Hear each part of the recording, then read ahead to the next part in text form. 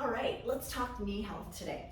Let's do a little test by stepping back into a high lunge. So without momentum and all 10 toes pointing forward, I want you to just pick a leg and take it and reach it back. And then look down at your knee. Notice if your knee is going out to the outside, toward the inside, or more straight on. Notice which toes are covered up. You can't see because your knee is in the way. Let's try it on the second side. Again, every time you come in and out of this, you want to not use momentum. You want to use your muscles here. And look and check and see where your knee is. Now I'm going to talk to especially the folks that have the knee going a little bit more toward the inside, or if you can even feel something on the inside. Or maybe you just hear snap, crackle, pop, crunch, crunch when you bend your knees. So this is for all of us, and this is actually for all of us who don't even have that and want to prevent that from happening. So what we want to do is ideally, when you went into that, you couldn't see the last 3 toes because those last 3 toes were covered up by your knee being in the way. And why we want that alignment is because we want to make sure that we're not collapsing the knees in. Here's another position where I see a lot of knees collapsing. Forward fold. So if you bend your knees a bit and so that you can rest your ribs on your thighs, I want you to look at your knees and see if they're kind of coming in toward each other, pushing out toward each other, or just more straight on.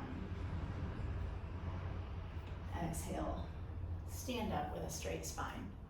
And especially if your knees are going in toward another, you want to really wake up the strength on the outside of the leg, hip, knee, ankle. So we're going to do that in a high lunge again. So turn your muscles on in your thighs, step back without momentum, and come into this lunge position.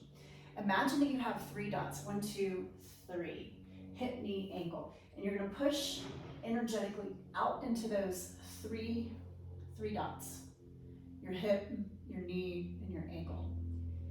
And imagine there's a line connected between them. You're pushing out into that line. So 1, we're waking up energy meridians, acupuncture meridians, on the outside line of the leg.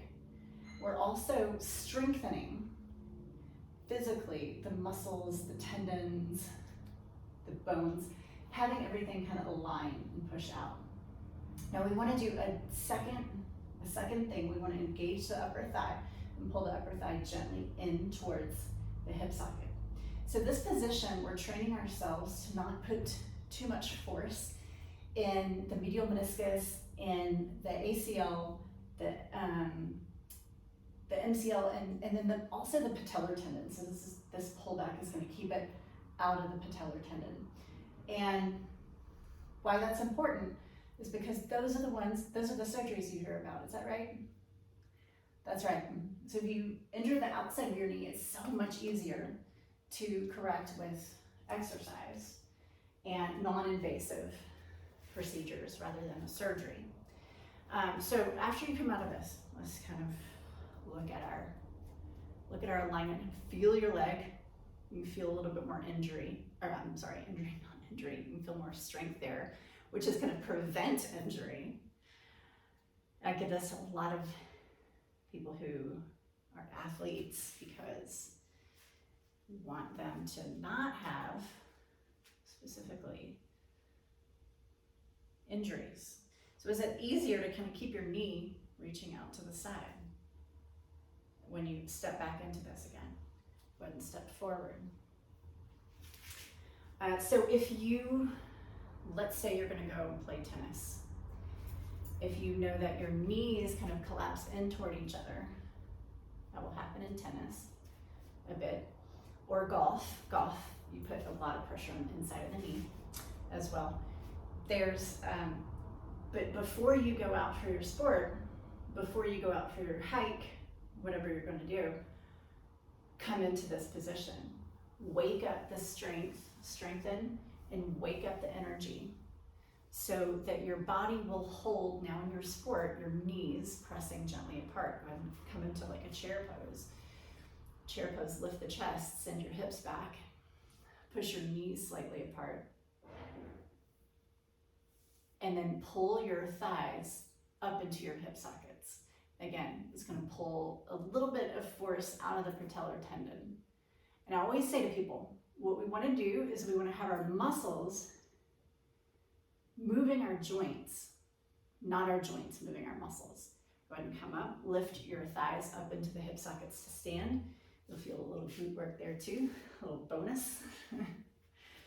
So those are a couple of things that you can add to your exercises, add to your warm-ups to help protect the knee and prevent injury.